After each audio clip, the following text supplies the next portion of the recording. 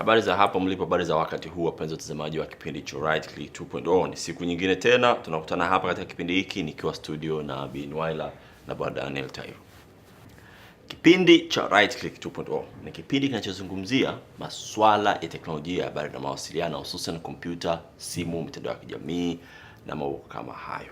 Wiki iliyopita mpenzi mtazamaji, tulizungumzia masuala ya usalama wa mobile phones, yani usalama wa simu zako na vile vifaa vinavyohamishika kirahisi kama vile tablets, na tukagusia kwamba moja kati ya mambo ambayo yanasumbua ni usalama wake, na sasa usalama kwa wale watu walio chini ya umri wa miaka 16, yani watoto. Kwa kipindi cha wiki hii tunaangalia zaidi katika usalama wa simu kwa watoto, yani tunaangalia matumizi sahihi ya smartphone kwa watoto, na baadaye Bwana Daniel Tairo atatuambia hadiwa gani zinazotumika kwa ulinzi huo wa watoto, na Nuaila atatuambia website kadhaa ambazo ametuandalia. Basi nakusihi usibanduke katika runinga yako. Mimi naitwa Elemani Matthew Sedeweka, kipindi hewani ni Right Click 2.0.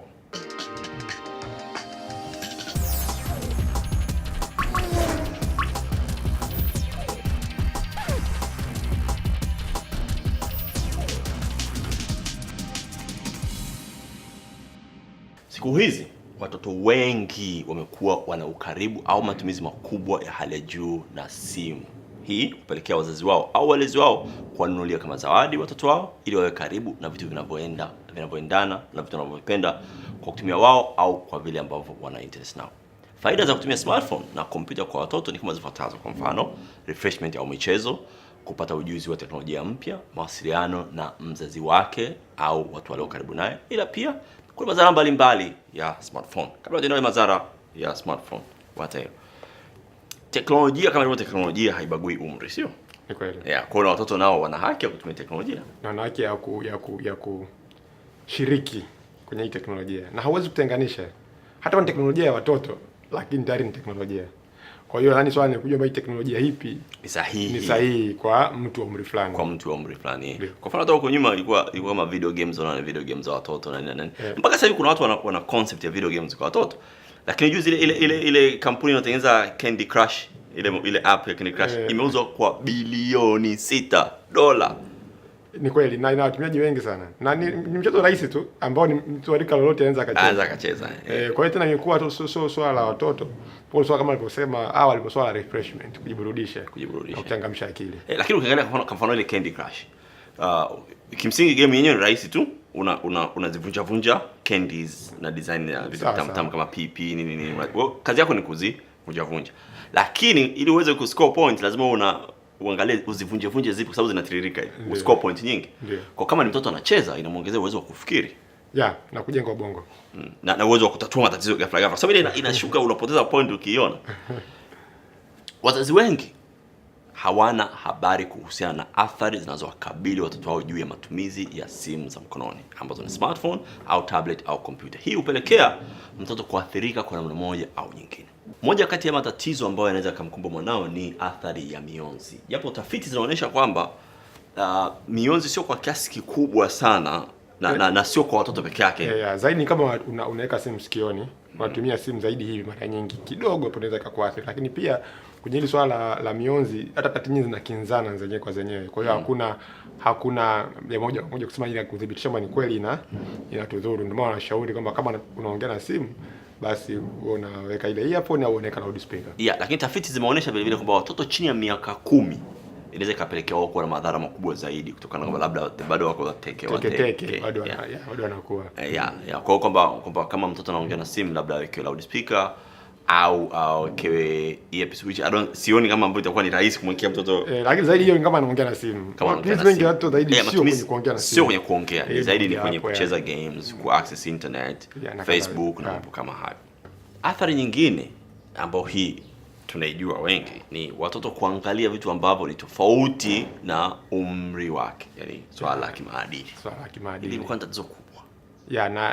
Na hili ni, ingawa mara nyingi zaidi ni kwenye kupitia kwenye mitandao, lakini pia hata kwenye games.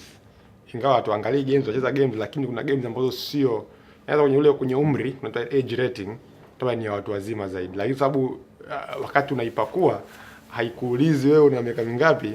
Unakuta mtu anacheza game ambazo kubwa kuliko uwezo wake wa akili. Yes, kuna hiyo, lakini wazazi wengi wanafikiria kwamba tukiongelea kuhusu vitu ambavyo mtoto hawezi kuona, watu wengi wanafikiria vile vitu ambavyo vinahusiana na kutokuwa na nguo labda au matendo yale ya kimahusiano ya watu wakubwa. Lakini kuna vitu kwa mfano vya kikatili kwenye video games. Kuna jamaa anafika pale anachukua soda na mkata kichwa, bunduki, violence na vitu kama hivyo. Kwa hiyo au ni lugha, vitu ambavyo kimsingi vinaumiza zaidi kuliko hata angeona mtu ana nguo. Kabisa. Kwamba inamjenga mtoto anakuwa mkatili, anakuwa kukata kichwa si kwake. So jamaa hiyo tu. Kwa mtoto kama huyu akija kuwa mla rushwa baadaye, yani kwake anaona kula rushwa ni ndogo, ameshazoea kukata vitu. Nishashuhudia mauaji ya kutosha. Kwa hiyo swala sio pornography. Sio pornography zaidi, is more vitu ambavyo vinatakiwa viende kutokana na umri sahihi. Lakini kingine ni kwamba hata hadithi watu wa umri fulani wanapiga hadithi fulani. Ndio maana kama wazungu wako very strict na umri wa darasa. Kwa mtoto anaenda darasa fulani kutokana na umri wake. Na sio kutokana na darasa. Sio kutokana na darasa. Kwa lazima wewe mfano rahisi leo tuelewe ni kwamba kama wewe umechelewa shule. Umechelewa kwanza shule. Una miaka 10. Darasa la kwanza. Hautakiwi uwe darasa la kwanza. Huwezi kuingia darasa la kwanza. Tuwe darasa la 4. Kwa sababu wewe utakuwa umewazidi wale wenzako umri. Kwa hata mazungumzo yenu. Mazungumzo kwa tofauti. Utakuwa kwa miaka 10 utakuwa inafika mahali fulani utakuwa una waharibu wale watu. Kwa kama mtoto yuko anatumia mitandao ya kijamii, yuko kwenye groups, yuko kwenye Instagram, yuko wapi, anakutana na watu ambao wanafanya mazungumzo tofauti na umri ambao unapaswa kuwepo. Kwa hiyo athari ni nyingi. Kwa hii inampelekea mtoto ambaye anatumia smartphone iliyounganishwa na internet kuanza kufungua vitu kadha wa kadha ambao ni tofauti na umri wake na maadili yake. Moja kati ya tafiti ambayo imefanywa na BBC imeonyesha kwamba mtoto mmoja kati ya watoto 5 wameona vitu ambavyo wao wenyewe wamefadhaika, yani hawakupenda kuviona. Hii ni kubwa. Hii ni kubwa, lakini daktari ukumbuke kwamba hizi tafiti kama za BBC zaidi zinalenga nchi zilizoendelea. Kwao ambako kwa mtazamo wangu binafsi ni kule tayari kuna mamlaka za kuhakiki haya matumizi. Sasa kwa bahati mbaya kwa kwetu Tanzania ambako utafiti hatufanyi, nani namba inaweza kawa ni kubwa zaidi. Inaweza kawa kubwa zaidi. Kwa sababu kuna utafiti mwingine umeonyesha kwamba wazazi wapatao zaidi ya 20% hawaangalii kwa karibu yale ambayo watoto wao wanafanya kwenye mitandao. Nadhani ni zaidi kwa Tanzania kwa sababu Tanzania sasa kuna ile hali ya kwamba tu mzazi mwenyewe yuko busy na maisha, kutafuta maisha. Na akiwa na uwezo ndio anakuwa busy zaidi. Ndio wengi hawana muda kabisa. Wale ambao hawana uwezo kabisa wanaweza kununulia watoto wao smartphones. Ndio ndio banda umiza, kwa hiyo hiyo ni topic ya siku nyingine. Utakuta kwamba zaidi hao wenye uwezo nadhani kwa Tanzania kwa ni asilimia kubwa zaidi kwa sababu sisi tumewawanisha kumpa mtoto kitu anachohitaji na mapenzi. Au ina mtu anampenda sana, hoja nimpe iPhone 6. Pengine kwa kufanya hivyo inaweza kawa anachangia. Lakini kuna kitu tunaongelea wiki iliyopita kwamba vile vile ndugu jamaa na marafiki anakuja nyumbani pale anataka aonekane uncle bab kubwa. Simu yake pale haina password. Au kama ina password anamtolea. Dogo anaingia ni video game kuchakachua. Siku hizo anajua mtoto kishampa tu anajua video games zinapatikana. Hata kama simu tofauti hajawahi kuiona. Na kingine daktari watoto wanajua zaidi kuliko sisi siku hizi. Kwa hiyo kupakia kuliko wazazi. Mzazi akinunua simu anataka cha kupigia kiko wapi? Ya green. Cha kukatia iko wapi na kutuma message. Au atafute rafiki yake siku akutana kwenye mchezo amuonesha WhatsApp. Kamaliza. Mtoto sasa atachokonoa kuanzia setting ya kwanza mpaka ya mwisho. Kwa hiyo wanajua zaidi simu kuliko sisi. Unaweza kuwa vipicha vyako vifiche, wenyewe unajua vifiche kweli, dakika sifuti ushazikuta. Athari nyingine ni kwamba mtoto anaweza akapoteza muda wake mwingi kwenye smartphone au kompyuta badala ya kutumia kusoma au kujipumzika. Hilo ni tatizo. Ni tatizo kubwa. Mimi nakumbuka ilibidi mahali nifike nipige marufuku kuanzia cartoon kwanza kwenye kompyuta. Halafu simu ziwekwe na muda fulani zinaruhusiwa. Lakini bado unaweza ukashtuka usiku ukasikia ile ni tatizo kwa sababu kana uchungulia mtu yuko busy na video game. Sasa hivi sizungumzi miaka ya nyuma, kuna baadhi ya tamaduni ambazo hawaruhusu television kwenye nyumba zao. Kwa sababu wanaamini kwamba ukiwa na television unafungulia jalala la dunia nyumbani kwako. Mwelekea pipe hadi jalala la dunia. Kwa sababu yote ile mauchafu yote amefanya duniani mtoto wako anaweza kayaona. Kwa hiyo na yenyewe pia inaingia kwenye matumizi ya hizi simu. Na sasa kwenye swala la muda, simu inaleta hali ya addiction. Inaleta hali ya kutaka kuitumia tena na tena, hasa hizi game. Achilia mbali kuperuza internet. Game. Unacheza game umefika level fulani unataka kuivuka ile level. Unataka kashangaa umekaa kwenye kona umejikunyata, hata chakula hauli. Na kuna game kwa mfano kama mtu anacheza Xbox kwa mfano hizi. kuna games ambazo wanacheza network, ziko networked. Kwa hiyo Xbox zimeunganishwa labda maeneo fulani. Kwa mfano games za mpira, watu wanacheza watu 11 team, watu 11 team wanakutana saa fulani wanacheza game. Au games za vita. Watu wanakwenda vitani kabisa, wana chain of command na vitu kama hivyo. Inakuwa very addictive. Sana maisha yetu haya kuachia kila kitu ada wa kazi. Mtoto hawezi kumsikiliza. Amsikilize. Kwa hiyo mzazi ukirudi jioni unaona wewe umekula ndio fresh, unaenda kulala, yeye anafanya nini? Yeye anaendelea. Kwa hiyo utaona kwamba inaleta changamoto mpya ambayo haikuwepo kabla. Changamoto nyingine ni pale ambapo watoto wanaanza kuadapt tabia ambazo hawakuwa nazo mwanzoni, kama tulivyoongelea pale violence kwa mfano. Mimi macho naamini, huwa nawaambia watu, mimi napenda sana kusoma vitabu. Naambia mtu usiposoma vitabu, unajifunza kwa njia gani nyingine? Kuna kusikiliza redio, kuna kuangalia television, si ndio? Au kukaa na watu, ukaa unaongea nao. Kuna mambo ambayo lazima uyafanye ili ujifunze kitu kipya. Sasa hivi kuna hiyo mingine muongezeka ya matumizi haya ya simu za kisasa. Na humu ndani unapokuwa na simu ambayo imeunganishwa tayari una mawasiliano. Unapokuwa na simu ambayo tayari ina kamera, tayari unapata uwezo wa kupiga picha au kuona picha za watu wengine walizopiga. Kwa hiyo inakuwa inatoa nafasi ya wewe kujifunza vitu vipya kupitia nje ya ile taratibu tulizozoea. Mfano shule, kupitia kwa walimu wako au kwa ndugu wa karibu au wazazi. Kwa hiyo kwamba unaweza kujifunza tabia ambayo katika mazingira ya kawaida usingeweza kujifunza. Na wanasema hivi, mtoto hazaliwi mtoto mbaya. Ile kitu tabia inaanzia kujengwa katika mazingira anaokuwa. Kwa hiyo unafanya kwa mfano mtoto anavyokuwa. Kuna watoto wengine anaona vitu sio lazima abadilike tabia hadi wewe uone. Tabia zingine zinakuja kuanza kujionyesha baadaye. Kwa mfano, kumbe wewe umepiga picha zilizofaa kwenye simu yako afu kafikiri umezificha sana. Kwa hiyo mtoto kaziona, kamezea, kaona, kamezea. Baadaye kawaida anakubali kwamba mambo ya kawaida haya. Wewe baadaye sasa yeye anaanza kufanya yale mambo. Wewe unaanza unakasirika, unaenda shuleni na kiboko. Kumbe wala yeye alichangia kwenye kujenga hiyo tabia. Amechangia kujenga hiyo tabia. Kwa mtoto atakapokuwa anatumia vifaa hivi, itampelekea kuanza kujikuta naye anaanza vitabia fulani ambavyo kaviona, labda kwenye mitandao au hata kwenye movie ambapo yeye atahisi yupo sawa, ila kimaadili ya Kiafrika anakuwa iko tofauti kabisa, kwa sababu zinakuwa ni anakopi zile tabia za Kiwestern. Ya kama kwa mfano unasema kuna baadhi ya vitu labda wewe mzazi ikawa sio kosa lako. Uko kwenye group la watu wametupia picha, video mle zimekaa kwenye simu mtoto. Na kwenye makundi yetu, hasa makundi ya WhatsApp, sisi watu wa rika letu tuliosoma pamoja shule labda pengine sekondari au shule ya msingi, bado tunafikiriana katika ile hali ya sekondari. Mtazamo unaweza kumuona fulani kavaa uniform yake, unamuona fulani. Kwa hiyo hata maongezi mengine au picha tunazotumiana kwa sio salama kwa matumizi ya baba. Wewe ushakuwa baba, ushakuwa mzazi sasa, sio tena mwanafunzi. Na wakati mwingine simu yako unaiacha hapo na mtoto anaona vilivyo mle ndani. Sasa tufanye nini katika jambo hili? Namba moja ni kama ni mwanafunzi kwa ajili ya elimu yake, hii inamsaidia kwa kujisomea na anaweza akahifadhi notes za masomo mbalimbali, formula zake kama calculator zinazopatikana kwenye simu, au hata application ambazo zipo kwa ajili ya kujisomea ana install. Au anaweza kaingia mtandaoni kwenye website na kuanza kuuliza maswali ambayo ameshindwa kule. Mimi nimeona kwa mfano mtoto wangu juzi alikuwa anafanya mafundisho, ana app yake ya Bible, ya Biblia na Kiswahili na Kiingereza. Ana dictionary yake kwa maneno moja na nani pale. Kuna mpaka nani au anaweza akakutana na kitu ameuliza swali akaangalia table ya kemia, hii periodic table zipo nzuri kabisa, ndio ukibonyeza ile element moja inafunguka, tabia zake zinapatikana kwenye simu. Kuna vitu vizuri. Na babeli kuweka ukaribu baina ya mzazi na mtoto kwa mawasiliano, pindi pale mzazi anapokuwa yuko mbali na huyu mtoto. Lakini vile vile games pia inasaidia kuchangia akili ya mtoto kukua, au refreshment mbalimbali kama games kwa ajili ya kujisomea. Kwa mfano Mavis Bacon, hii inamsaidia mtoto kujifunza kutype. Kwa hiyo kuna vitu vizuri ambavyo vinapatikana. Lakini sasa kuna vile vibaya ambavyo vinakuja.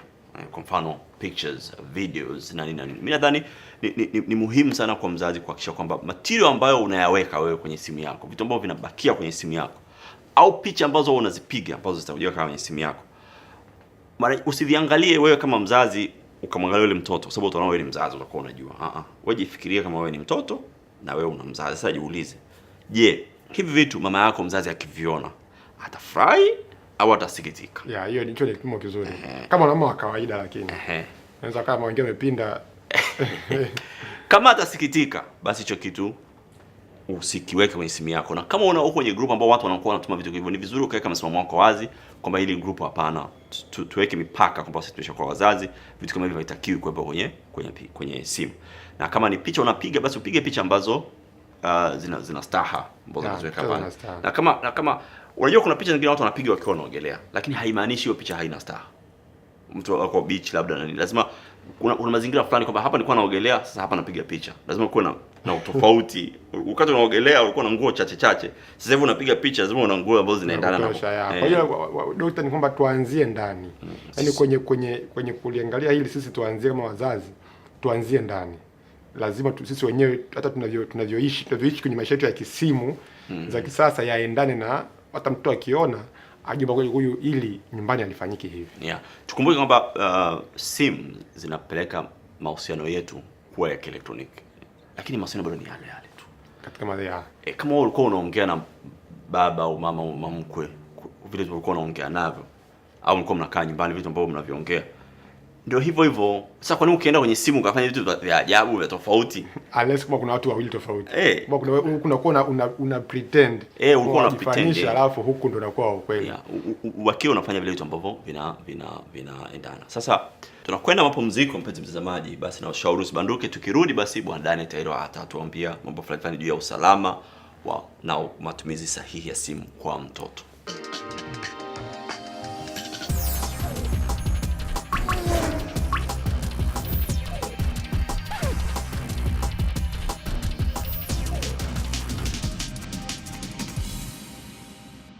Karibu tena mpenzi mtazamaji, kipindi One Right Click 2.0, na sasa tunakwenda kuangalia usalama. Bwana Tairo, tunafanyaje hapa? Kwa haraka tulizungumzia kwamba kuna haja ya, mimi naamini, mzazi kummonitor, kumchunga. Kwanza kumfundisha kufundisha taarifa. La pili sasa ni ile kufanya jukumu la uzazi.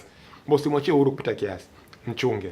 Na kwenye kuchunga sio kwamba kuna program nyingi ambazo wakazuka kwenye simu na ukaangalia mtoto wako anafanya nini. Ni sawa unachunguza, una spy, yaani kwa umri fulani kama miaka 5, miaka 6, miaka 7, yaani kuna haja ya kufanya hivyo. Na bahati nzuri siku hizi kuna programs zingine ambazo zinaangalia mpaka aina ya maneno ambayo mtoto anaandika, yaani ile combination ya maneno. Bahati mbaya kwa Kiingereza, lakini matokeo kwenye Kiswahili maana neno hili na neno hili ni tusi, au hii ni mbaya. Hiyo ni kwenye upande wa simu na upande wa software. Lakini kuna kwenye kuboresha sasa usalama wa watoto kwenye dunia sasa hivi. Tunaangalia teknolojia ambayo inaweza kuboresha usalama wa watoto. Tunamzungumzia miaka 16 kwenda chini. Ziko aina mbalimbali. Kuna zile ambazo ni za watoto wadogo kabisa, ambazo inatumia ni hardware, ni gadget ambayo inatumia GPS. Na hii GPS inakuwa inawasiliana na simu yako kwa kupitia kwenye internet. Kwa hiyo unaweza kuwa umeiset ukaiambia kwamba mimi nakaa Kinondoni. Kwa hiyo unaiwekea boundary kwamba mimi Kinondoni ndio maana mtoto wangu anapaswa kuwepo na shule yake iko pale. Kwa hiyo kwenye begi labda au unamwekea mfukoni, unamvalisha mfukoni, unaifunga mkononi ile. Kwa sababu ni mdogo, yani kwa umri wake yeye hana maamuzi ya kusema kwamba ni ivae au nisivae. Kwa hiyo unachukua jukumu la kumwangalia. Kwa hiyo akienda nje ile eneo inakuletea taarifa kwamba huyu mtoto anatoka nje ile eneo. Au kama amekwenda kwenye mwendo kasi fulani ambao ni zaidi ya mazingira ya kawaida, pengine mabasi yale ya njano ya shule spidi yake mpaka 60. Unapanda gari una spidi mpaka 100 au 120, basi na kwa alert pemba kuna tatizo kwenye ile kwenye situation. Kingine hata akipotea ni rahisi kujua alipo. Hiyo ni kwa watoto wadogo. Kwa sasa kwa wakubwa kidogo, sasa kwa miaka 7 kuendelea mpaka 10 ambao wanajitambua, kuna band unaivaa kama ile tulizungumzia ile Microsoft Band unaivaa, ambapo na yenyewe pia ina button kama 3 au 4. Moja kama una tatizo akibonyeza na kuja message. Kama una tatizo umepotea au nini. Lakini kingine kikubwa pia ina uwezo kuangalia mtoto yuko wapi. Na kwa nini nimezungumzia haya? Kwa sababu bahati mbaya siku hizi wakati sisi tunakuwa kwa tunakimbizana. Mimi nimekula Tabata na eneo langu la kucheza ilikuwa ni kuanzia Miborelini, Dampo mpaka Mto Msimbazi. Ilikuwa inajulikana. Nilikuwa sijafungwa gadget yoyote ya kunitrack, lakini dunia wakati ilikuwa ni dunia salama, dunia nzuri. Wote tunaishi hivyo. Hali halisi dunia imebadilika. Watu wengi tunachezea ndani kutoka nje bitu wa monitor.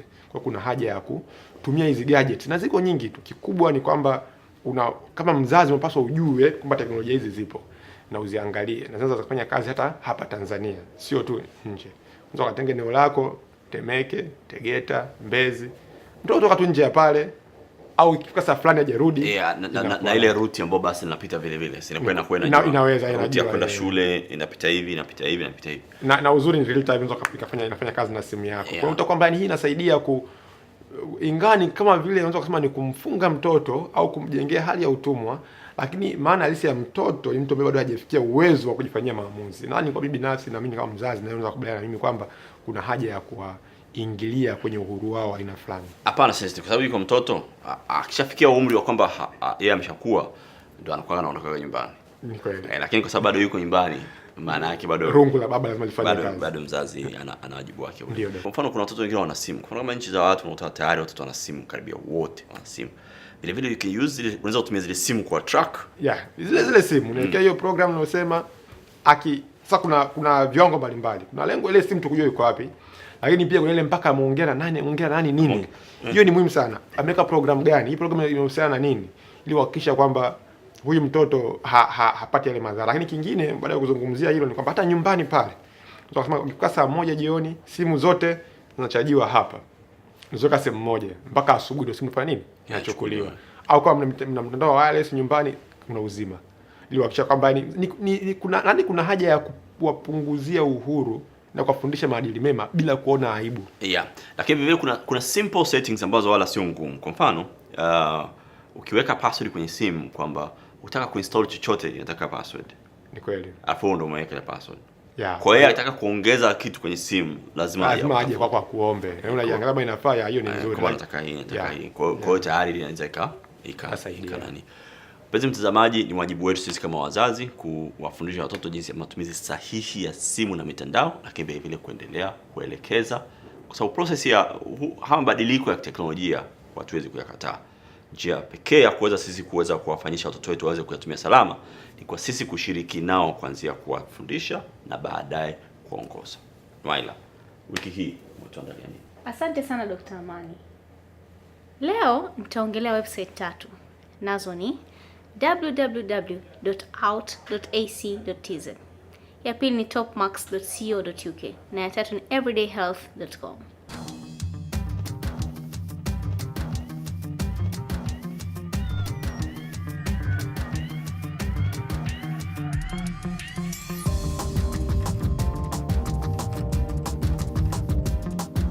Vyuo karibu vyote duniani kote wanakuwa na website zao ambazo zinatoa details za kila kitu wanachokihitaji. Kwa mfano, The Open University, ambapo labda nataka kujiunga kuhusu kozi ya tourism. Hapo utaingia kwenye website yao kama inavyoonekana, halafu nitabonyeza academics, halafu utaingia kwenye Faculty of Arts and Social Science. Then utaingia department unayotaka ambao ni tourism and hospitality. Ukiingia hapo utaweza kuona program level zao wanazotoa, like certificates, undergraduates and masters. Pia inakuwa urahisi kama wewe utataka mawasiliano na staff fulani, utaweza kuyapata kwenye website hii kwa sababu wanakuwa na emails zao wameziweka. Hii inaleta ukaribu baina ya wanafunzi pamoja na staffs. Ili kuweza kuingia kwenye website hii unaingia www.out.ac.tz. Website yetu ya pili ni topmarks.co.uk. Website hii inampa fursa mtoto kujifunza vitu online kwa usalama na furaha zaidi. Pia kwa kujifunza michezo pamoja na shughuli mbalimbali za watoto. Kipengele chao kikubwa ni kutoa elimu pia kwa njia ya sauti. Topmark pia inaaminika na watu wengi kwa sababu maudhui yake makuu ni kutoa elimu. Topmark inawasaidia wazazi pamoja na walimu katika kusave time na pia katika ubora wa kutafuta elimu ya rasilimali ya mtandao. Kama wewe ni mzazi au mwalimu, nashauri tembelea website hii ambao ni www.topmarks.co.uk. Upate kujifunza mengi juu ya mtoto wako na kumfundisha awe anaingia ili atumie muda wake vizuri. Ya tatu kwa leo hii tunaongelea everydayhealth.com. Hii imedesigniwa au unaweza kuipata kwenye website, mobile apps and social media assets. Hii ipo kwa ajili ya kuwapa watumiaji na wataalamu wa afya kwa pamoja upatikanaji wa bidhaa za afya ambazo hulengwa ili kukidhi mahitaji yao ya kila siku. Kazi yao kuu ni kutoa ufumbuzi wa kidijitali juu ya afya. utaweza kupata mambo mengi kama jinsi gani utaweza kusurvive na kwa vyakula gani na vyakula vipi vya kutumia kwa ajili ya afya yako. Pia kama una maradhi ambayo yanakusumbua, basi wao wanakupa tiba mbadala ambapo matumizi yake makuu ni kwa kutumia matunda au chakula fulani, na kuweza kupatia maelekezo mbalimbali kuhusu maradhi fulani au hata mazoezi gani ya kufanya kwa ajili ya kuimprove afya yako. Basi kuweza kuingia kwenye website hii ni rahisi sana. Just unabonyeza www.everydayhealth.com. Ulikuwa nami Noel Abdallah. Tukutane tena wiki ijayo kwenye upande wa website. Asante sana Noela. Bwana Tairo, kwenye habari za ICT duniani wiki hii, Rwanda naona wanaanza kutuacha sasa. Tarehe 6 mwezi wa 11 mwaka huu wameingia mkataba na kampuni ya Ericsson, kampuni kubwa hii kwa unajua, kusaidia kutengeneza program za kiteknohama ICT kwa kuwanufaisha wanafunzi zaidi ya 10,000 katika vyuo mbalimbali nchini Rwanda. Hiyo ni kubwa sana. Nakumbuka wakati tunaongelea vizazi vya kompyuta, kuna kipindi mashirika ya serikali na makampuni binafsi, serikali kwanza ilikuwa inatoa grants kwa taasisi za elimu. Baadaye zile taasisi za elimu, wale wataalamu waliofunzwa mle wakaanza kutoka na wazazi za makampuni binafsi. Baadaye yale makampuni binafsi ndio akaja yakatengeneza ile sekta nzima ya makompyuta na era ile. Lakini vile unaona sasa, lakini hiyo collaboration unaona, lakini sasa mpaka sasa hivi nchi nyingi kama Uingereza kwa mfano kufika, au hata China, Marekani, unaona bisa kuna mahusiano ya moja kwa moja kati ya talents ambazo zinatengenezwa na kutoka vioni na kuja kuinufaisha private sector baadaye kunufaisha nchi. Na nadhani ni swala la kujitambua. India wao baada ya kupata mkongo wao wa taifa walipofika, wanafunzi wengi walijifunza, waliwekeza katika teknolojia ya habari na mawasiliano kwenye ICT sana, kiasi kwamba sasa hivi wafanyakazi wengi wa nje wa Marekani na wengi kutoka India. Yaani kuna haja sasa sisi kuamua tunawekeza kwenye sekta gani. Rwanda kama unavyojua wenyewe hawajabahatika kupata gold, dhahabu, diamond, sijui gesi kama sisi. Na ni watu wengi wana nchi ndogo. Watu wengi wanafanya agricultural revolution haitawezekana. Kwa sababu pekee ni kuwekeza kwenye vichwa. Kwenye vichwa. Kwa sababu ni move hata sisi ndio tukaiga. Inaweza kutunufaisha. Nimeona Kenya na wenyewe wana ile ICT City ambayo ina strive. Mimi na rafiki yangu mmoja walikuwa na project ya kupeleka kompyuta 20,000 Kenya kwenye shule za sekondari za Kenya. Kweli. Unaona majirani zetu wanafanya. Na ukumbuka kwamba hii Ericsson sio ya kwanza.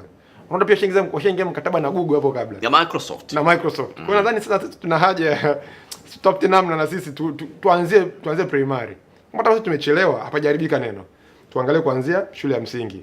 Hata kama wanasema hawana madawati, lakini lazima tufanye kitu ili kubadilisha hii hali. Ni jambo lisilopingika. Lazima tukumbuke kwamba miaka kama 300 iliyopita dunia ilikuwa kwenye mapinduzi ya kilimo. Baada ya kugundua mafuta na nini zikaanza mashine, mapinduzi ya viwanda. Sasa hivi tunaingia kwenye information age, mapinduzi haikwepeki.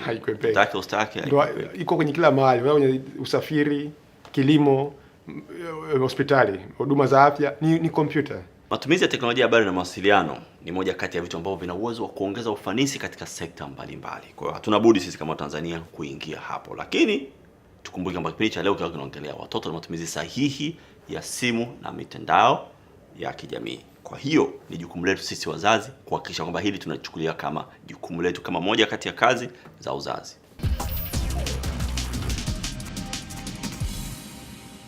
Leo tunaintroduce kitu kipya kwa wewe mpenzi mtazamaji wetu, ambapo tutakuwa tuna maswali tunauliza, halafu wewe mtazamaji wetu utakuwa unatujibu kwa kupitia either Facebook page yetu au hata Instagram page yetu.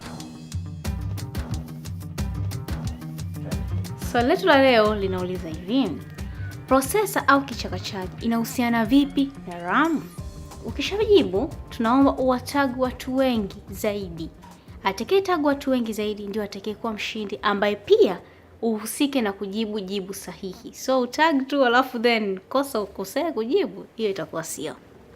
Asante sana Bi Nuwaila, mpenzi mtazamaji, na hapo ndio tunafika mwisho wa kipindi chetu cha leo. Hadi wakati mwingine, mimi naitwa Eleman Matthew Sedeweka, nilikuwa na Daniel Tairo na Bi Nuwaila Busaba. Bye bye.